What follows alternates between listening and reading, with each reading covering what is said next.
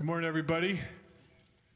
So today is really a history-shifting day for the Los Angeles Lakers. And I think anytime you have a landmark event where you have an opportunity to introduce the most dominant young basketball player in the world as a member of the Los Angeles Lakers, you have a lot of people to thank as part of the journey in getting here. So I just wanted to start today really with the gratitude and thanking the people behind this. Starting with Jeannie Buss, our leader. She is the strongest and most wise leader that I've been around in my life, and we're just so grateful for her and her conviction to lead to a transaction like this. I want to thank Tim Harris for just the integrity he brings to always thinking about the Lakers brand and making sure we do things to uphold that integrity. I'd also like to thank, got a list of people here, so I want to thank Magic too, just for the goal he set for this franchise about 2 years ago to getting to a place where we had two superstars on our roster. And I think that box is checked today with two of the top 5 players in all of basketball on our Los Angeles Lakers roster. I want to thank Kurt and Linda Rambis too for the support they give, and really everybody in our basketball front office. It's been great working together around a transaction like this. I had lunch about 3 months ago with Johnny Buss, and it was a special moment. He had called me out of the blue to get together and just shared a whole bunch of things about the pillars of the Buss family and what the Lakers franchise stands for. And that was a key moment for me in getting to today as well, so I wanted to thank him. Anthony has an unbelievable support team around him.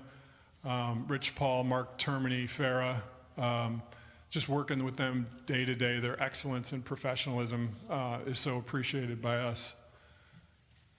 I want to thank the Pelicans front office, Dave Griffin and Trajan Langdon. Relationships in this business are everything, and I had an opportunity when I was a player representative to have multiple dealings with Dave Griffin when he was with the Cavaliers. Players I represented like Channing Frye and Dion Waiters were on his team. He carries himself with the utmost professionalism, and I want to thank him for how he handled the dealings. And then Trajan Langdon, their general manager, I co-represented him with Arn Tellem when I was an agent. And again, just the relationship fabric there, I think, helped work through the complications of any transaction for a superstar. Wanted to thank both those guys. And I guess lastly, I want to thank Lonzo Ball and Brandon Ingram and Josh Hart. Anytime in this business you make a trade for extraordinary value, you have to give up extraordinary value, and that's how we feel about those 3 players, and we certainly wish them all the best of luck. So thanks for allowing me the time to thank all those people. What we think about Anthony Davis is this: there is no more complete basketball player in the game. There is nothing he can't do. He can shoot, he can make plays, he can defend 1 to 5, he can protect the rim, he can handle the ball. His dedication to his craft is unparalleled. And to sit here next to him and think he's going to be on our team and he's going to be a pillar in this franchise for many years is just something we're incredibly proud of. Not just for what he brings as a basketball player, but who he is as a person. He's a person of excellence, and he's a person that carries himself in a way where actions speak louder than words. His craft is on the court and dominance on the court. He's not out talking a lot. You don't see him talking much in games or really talking about himself. He just does it with his work. And that's at the core of how we want this team to be this season. And so it's not only his basketball skills, but who he is as a person that makes us so proud today to introduce Anthony Davis as a member of the Los Angeles Lakers.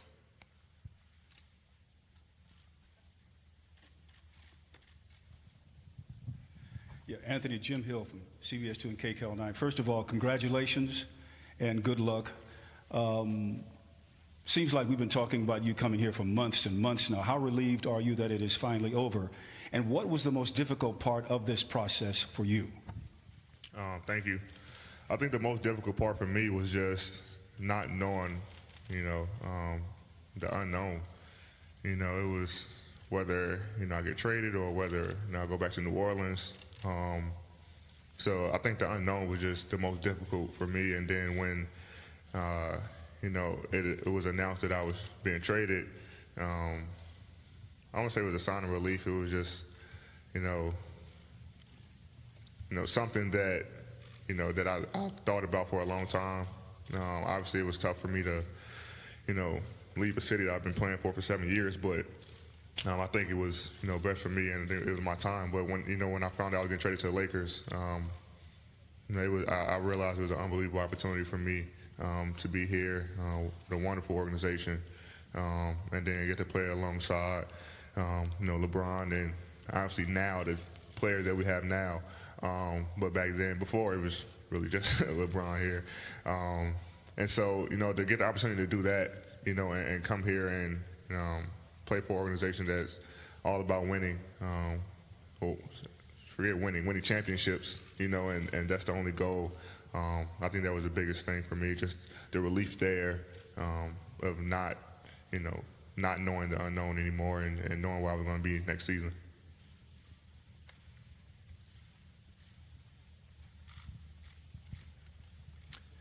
Hey, Anthony, Mike Trudell with the Lakers and Spectrum. Just wondered how you think that playing alongside LeBron on offense and defense is going to impact your game, just having somebody that's along that same level of skill. And then I also wondered, Coach Vogel, if you could address that as well.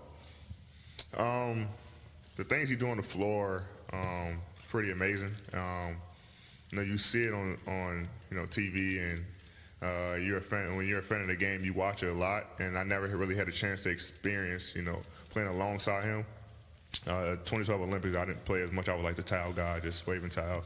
And then, we had a little bit of time doing the All-Star games, but to get a full season and to see the things that he's able to do, pass, shoot, talks well defensively, he's a great leader. So I'm excited to, get a lot of that, this season and just go from there. Yeah, and I would say that if you were the towel guy, they were misusing you. I don't care how old you were. Yeah, right. I was 18 then. Yeah. In terms of the two of them complementing each other, both are guys that are going to command double teams in any action that you put them in. They're going to draw a lot of attention. So to have a second star to be the counterpunch to each other is really just going to have the two of them complement each other.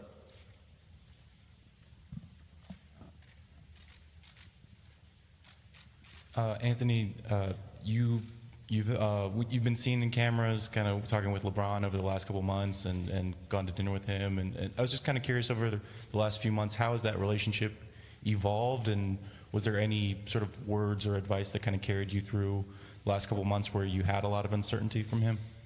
No, I mean, a lot of people before the trade happened, speculated that I was coming to the Lakers just because we had dinner. Me and LeBron are close friends, and a lot of people and players in the league are really close with each other off the court.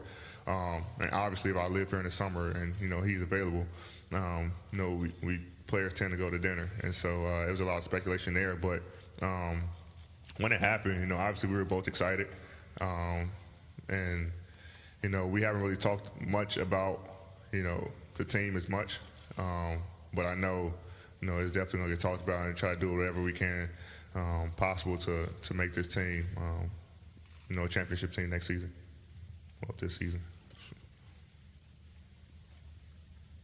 Hey, Anthony. Dave McMenamin, ESPN. With all the moves that have happened since you've been traded to the Lakers, it seems like the league is in an arms race. How do you stack up your team against what everything's happening in the league right now? It's going to be fun. It's going to be fun for sure. I'm excited about it. I think the league has grown. I think it's better. All the players, teaming up and kind of spreading that talent throughout the league. It's going to be a fun season. I like our roster. I like, every player that we have, from 1 through 15, or 14, 1 through 14. So I'm excited about it, and, I'll put our roster up against anybody. I feel like that, in the 7-game series that we'll come out victorious.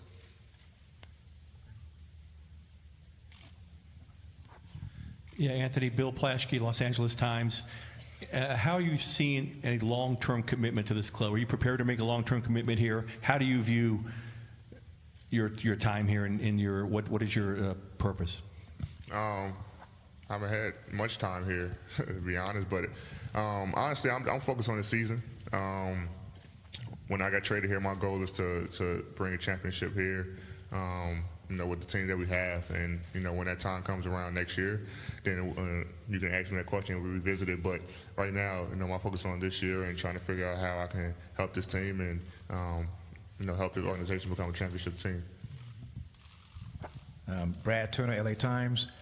Rob, I was just wondering, when you guys were not able to get a deal done back in February, how difficult or challenging was it for you, the organization, to stay the course and not give up on trying to make this trade?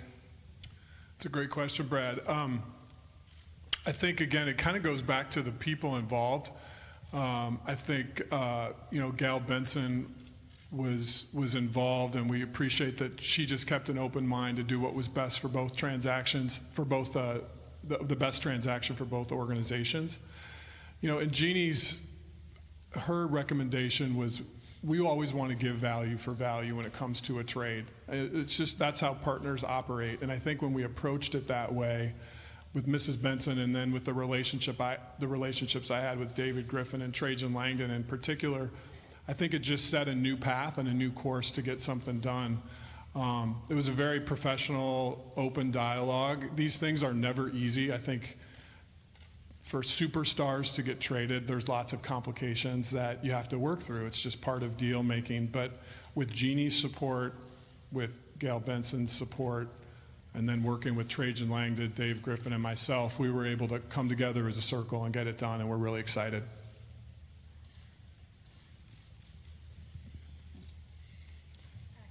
Tanya Ganguli from the LA Times. What were you doing when you were told that it finally went through and you were going to be a Laker? I was actually in Malibu, and I don't know the name of the hotel, I don't know how to pronounce it. The one right next to Nobu, I was at that hotel. And I was watching a movie, laying in bed watching a movie, and my agent called me, and in the middle of a movie, I don't really like to answer phones and text, so I was like, I'll call him later. Then he called me again, so I did kind of like hit it, like, all right.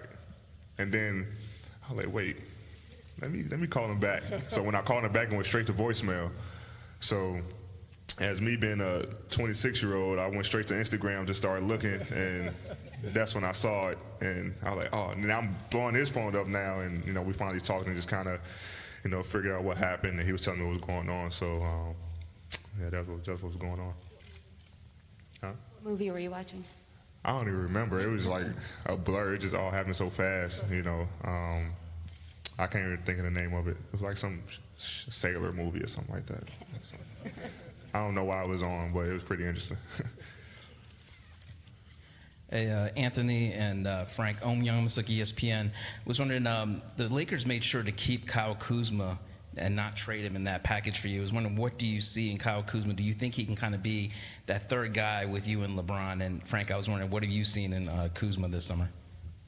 Kuzma's an unbelievable player, a young player who's steadily growing, always working on his craft.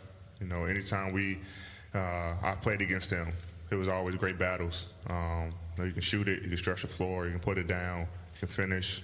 Got some post moves, so I'm very excited about playing alongside him. And Kuz, I couldn't be more impressed with in all aspects. Everything he's able to do on the basketball court. I'm going to push him to really reach his potential on the defensive end. We know he can fill it up and score in every way imaginable. And he's shown to me very early on that he's very, very coachable. His attitude is a 10 out of 10. He's a team-first guy, and he's going to be a major factor for us. Going to play a major role for us.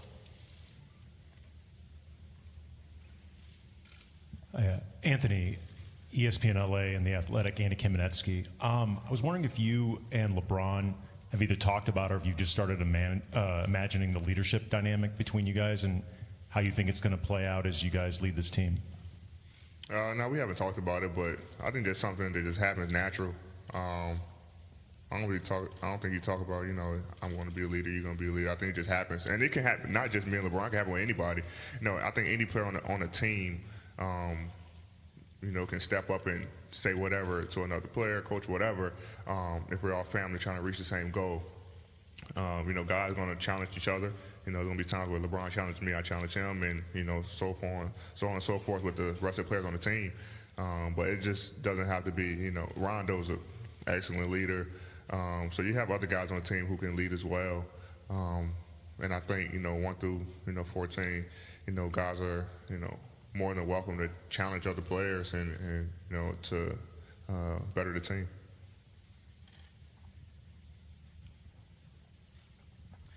Anthony, back here. Dylan Hernandez of the LA Times. Obviously, a lot of times it's kind of a circusy-like atmosphere around this team. Also, there were a lot of reports about just kind of dysfunction in the front office and that kind of stuff. And I was wondering, did you have any reservations about coming here? And if not, why not? And what has LeBron kind of told you about what the culture is like here? We haven't even talked about it. And, that's not my concern. I wasn't here last year when they were saying this and that. It wasn't my problem. I'm here now. I haven't seen any of it. And so I'm happy to get started, and, take this season head on with the goal of winning the championship.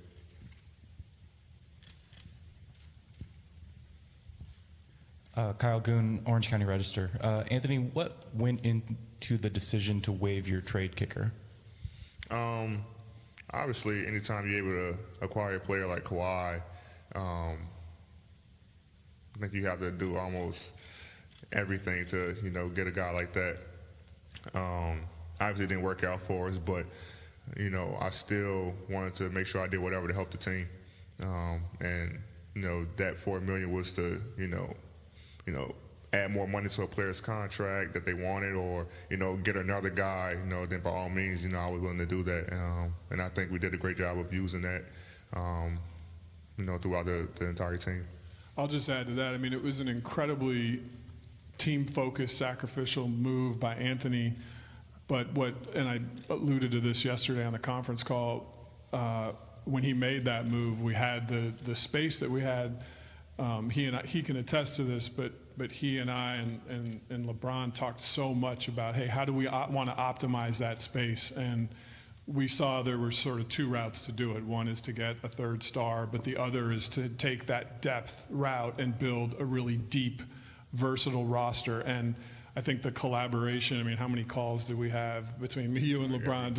Every day, on the hour. Yeah, on the hour, just making sure that when he made that sacrifice, that really every dollar would be used in a way that he felt good about. And so I think that was a great process. Anthony, just a kind of a side-like question because it got some attention. You announced on Instagram last night. Can you take us through thinking you're going to wear number 23 this year, and now you're going to be wearing number 3? Yeah.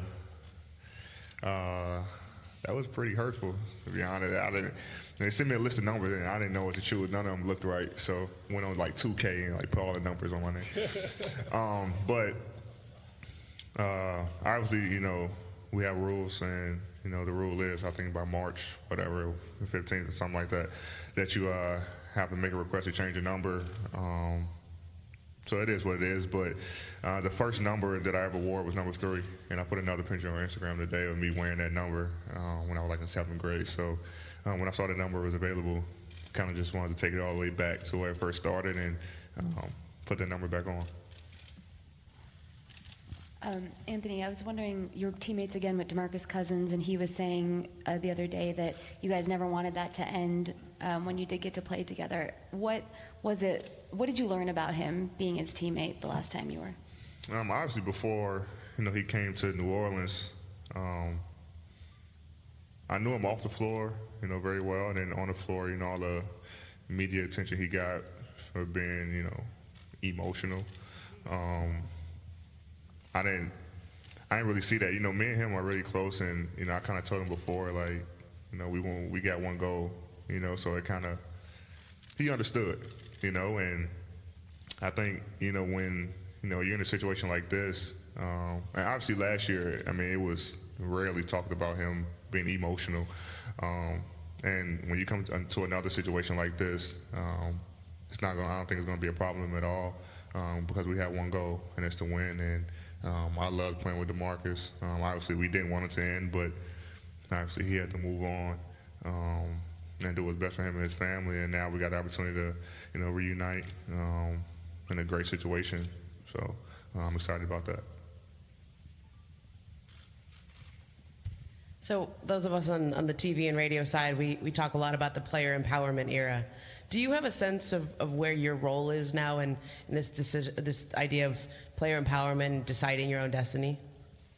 I just wanted to take control of my career. It was always, people kind of telling me, no, we need to do this, we need to do that, you need to do this. And I just kind of like go with it. I was, young, and I was like, okay, I feel like this person has the best interest for me, whatever. And then as I start getting older, start getting more experience, I'm like, I don't want to do that. I want to do it this way. And as long as I can, sleep at night, and live with the decision that I made, then, I'm happy, and I don't really care what no one else thinks. I have a great team around me who I can talk to about, things that's going on, and they give me great advice, and at the end of the day, I live with the decision I make. Hey, Anthony, just thinking about the way the game has evolved with the 4 and the 5 and teams going small, playing the center at times where you had success in the playoff series. How has your thinking evolved, if at all, about that and where you're most comfortable on the court, given what the current NBA is? I like playing the 4. I'm not even going to sugarcoat it. I like playing the 4. I don't really like playing the 5. But if it comes down to it, Coach, and you need me to play the 5, then I'll play the 5. But like I said, it's the game has become so positionless that you can put 5 guys on the floor and then they just play. Obviously you guys seen the thing that came out about LJ running a point. Super tall, it's a super tall point guard. So it really doesn't matter. Just put 5 guys out there that fits best with each other and go out there and win.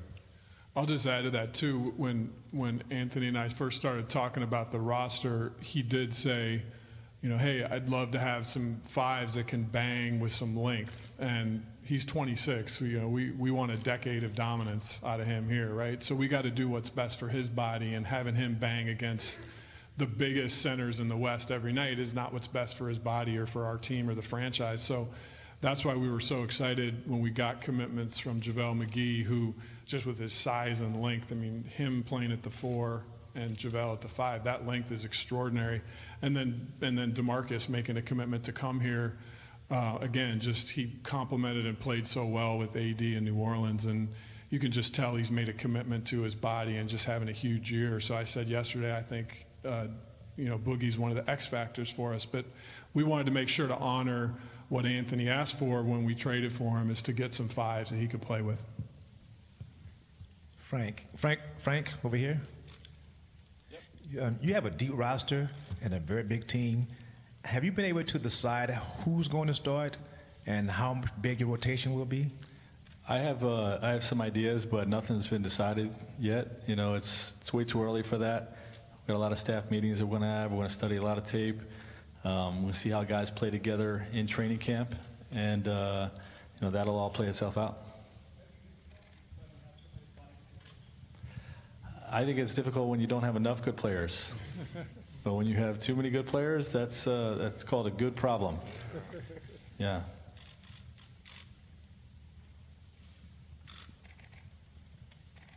Anthony, Dan Wecke with the Los Angeles Times. You mentioned kind of the conversations you had with Rob. What are outside of LeBron, What are the right kind of players to put around you that optimize what you do most when you have these kind of conversations? You mentioned the bigs. What do you want out of players, out of teammates? Just guys who just want to win.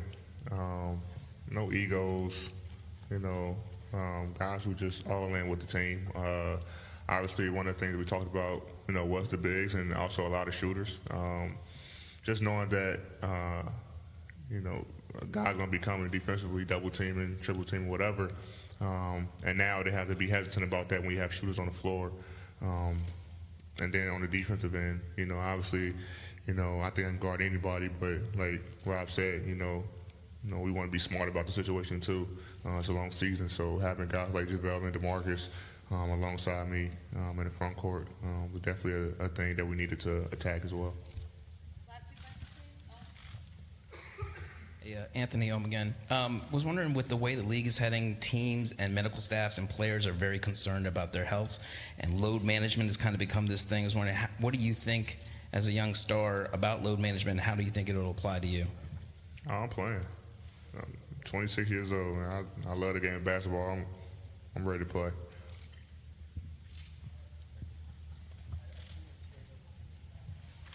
Anthony Shahan, I'm at NBC Los Angeles. What's been your impression of the fans and the city since you've come here, and what's been the reaction? And also, whether or not it's true, the impression was that you wanted to come to Los Angeles in particular. What played into that? I haven't had much interactions with the fan, but I know when the trade first happened, they put a mural up of me, so I thought that was pretty cool. And then they had some fans outside when I pulled up. But anytime, the Lakers came to New Orleans, it was like New Orleans fans, but it was all Lakers, So I know their fan base is, pretty, crazy, and they travel heavy. So I'm excited about that. And, the only thing that I can't get used to is this traffic. It's like unbelievable. But other than that, everything, I love LA. Like I said, I live here in the summertime, so this was definitely, a place that I'm familiar with, and like I said, I'm excited to get the season started. So just to close before we get the jersey shot with Allison, I think the thing that the front office is most proud of is, with our two superstars in LeBron and AD, they're both incredibly selfless people that are all about the team and team first mentality. And I remember the first day that Anthony came into the facility, Jeannie and I, we were, talking about how grateful he was. He was just walking around looking at this amazing facility, the showers, where the players eat, and you could just see his appreciation and his gratitude for a place like this. And that's what we want to be identified as, is just a team first mindset, mentality, guys that sacrifice for the betterment of the team, guys that are grateful and appreciate things in life. And we think LeBron and AD and the rest of the roster really stand for that. So thanks for coming today. We'll allow you guys to get the picture now.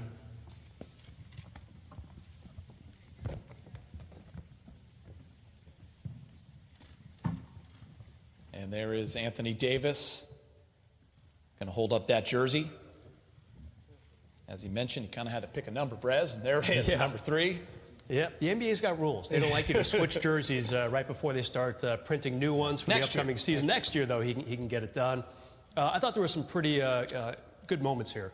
Rob Pelinka starting it off by saying it's a history-shifting type of acquisition for the Lakers. AD eventually saying, when he was asked, what does he think of the roster? He said, I'll put our roster up against anybody. I feel like in a 7-game series, we'd come out victorious. So AD very, very excited about being a Laker and about his new teammates, including playing with LeBron. He said, I'm excited to see a lot of him. Anthony Davis officially introduced as a member of